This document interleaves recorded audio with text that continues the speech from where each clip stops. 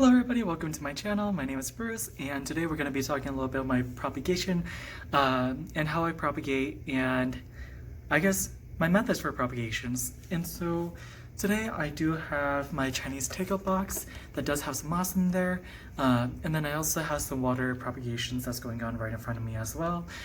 So it's going to look a little bit different. My kitchen light is on, so that's why there's a golden glow over here, and then I'm just kind of filming a new spot. I'm kind of filming like right at the bottom, right in front of my shelf. So let's go ahead and get started. I'm actually going to kind of like breeze through this little guy really quick. And so really quick, I do have two tiny little slits, one here and one here. The way that I set this up is I cleaned out the box, used some dish soap and scrubbed it down, and then I threw in some moss and I kind of wet it out. I let the moss kind of like soak everything up, squeezed out the moss, drained out the water, threw the moss back in, threw in some plants, closed the lid, and it was done. Super easy. And so in here I do have some chingensis, which I just threw in. I'm not sure if it's going to focus or not. But doesn't have any roots yet. I do have some philodendron glorious nodes in here that hasn't been doing anything. And then I also have a couple of pink princess nodes that just kind of stopped growing. So here's the other one. Is it going to focus? Please focus. Please focus. It's not going to focus. It's fine. And then I also have a Hoya micrantha here that is finally rooted, and so I'll go ahead and pot that up. And so this is actually pretty good roots for you to go ahead and pot up. So that is about the length of roots that I kind of look for moss propagation whenever I am looking forward to switching the plant from this box over to soil or another medium. So no, quick disclaimer, I do not use silica at all, period. It's not in my propagations at all. It's just something that I never really learned or got into. I was interested in it at one point only because, well, I kind of got tired of relying on my roommates, and so I thought that it'd be kind of cool to have some plants in a reservoir and not worry too much about it, but I stopped looking into it. Anyways, end of story. We'll go ahead and move on to my water propagations. So in this one is my philodendron caramel marble, and so here's all this variegation. It's about the size of my face.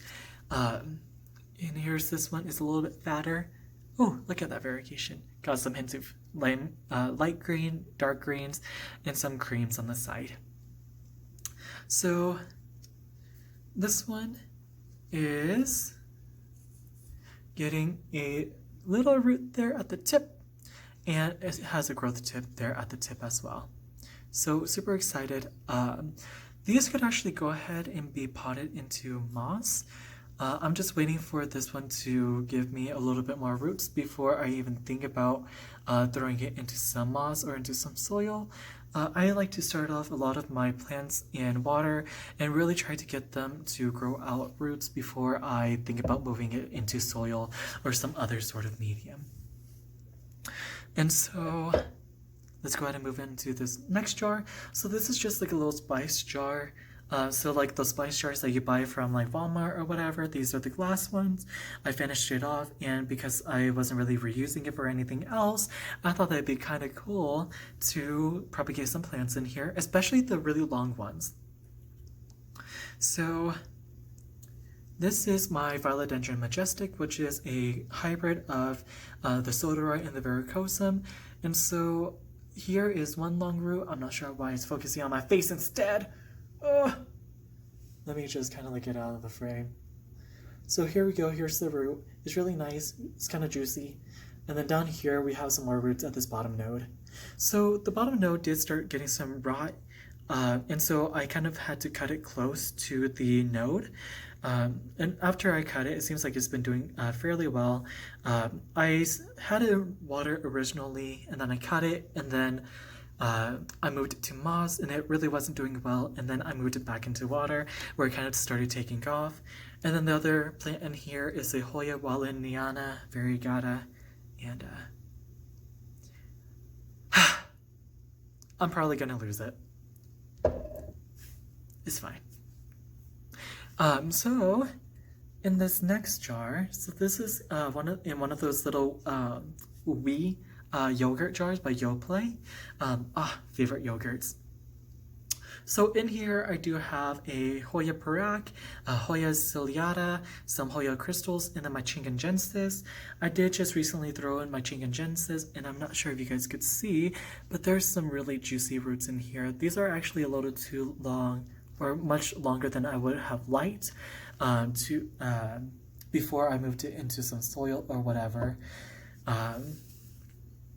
I think I'm just waiting for my soil. That's all I'm waiting for. I'm just waiting for my soil to come in, and then I'll make my own mix, and then I'll pot them up. It's not a biggie. One quick little side note really quick is that you really don't want to really establish a root system in water.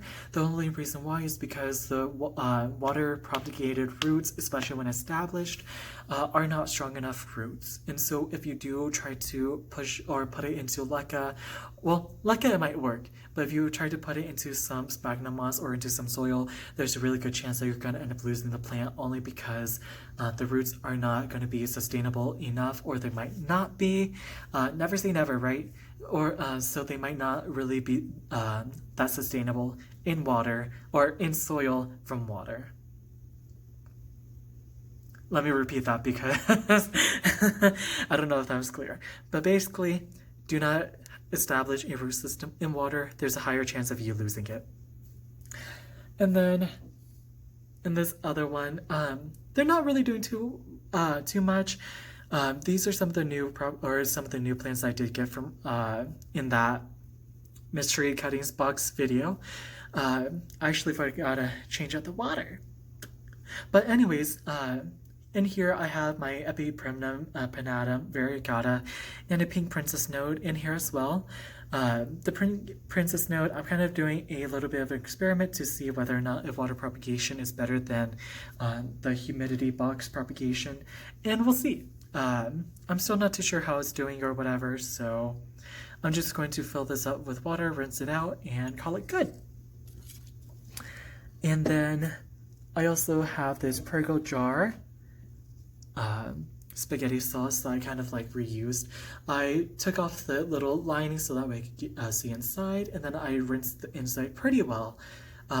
This is with all my Philodendron verrucosum tembeo. I had to cut it down because it started falling, and so the sleeve is going to die. That's okay. I recently threw these into water. We'll see how it does. Some of them are finally starting to throw out some roots, but again, I don't really throw out or give it any humidity, so we'll see. It's kind of like an experiment for me. But yes, so that is how I propagate most of my plants. I would actually like to get a greenhouse eventually soon, so that way I could actually propagate some of the harder plants like the Walleniana variegata and the verrucosum in some water inside of a grow tent, because I heard that they do a lot better that way. But we'll see. We'll see how everything pans out. I'm kind of testing everything. But yeah, so for the whole water propagation thing, the number one thing that you really want to make sure that you're doing is changing out the water. The main reason why is because you really don't want to let the water sit too much. It's kind of like sitting in your own dirty bath water, and so it's really nice to kind of refresh that water, give it some new water and everything like that. What I use here in Colorado is just some tap water. Our tap water here in Colorado is very, very clean, and so I never really felt the need to get some distilled water or anything like that for these plants. That also means that I also water all of my plants with just regular tap water, and overall they seem to be doing pretty well. So nobody try to holler at me. Hey. But yeah, so that is pretty much everything. That's pretty much how I do my water propagations. I do change out the water about every 3 to 4 days, and then when they're fresh cuttings, I do change it out anywhere between 1 to 2 days. And I do kind of keep them in a well-lit room, And yeah, I think that's pretty much about it. If you guys have any questions, go ahead and drop that down below. And if you guys want to go ahead and connect with me on Instagram, I am at scrumptious_greens because I'm a snack that connects plans. Hoping to be a whole ass meal someday. But yeah, so I guess until next time, catch you guys in the next one.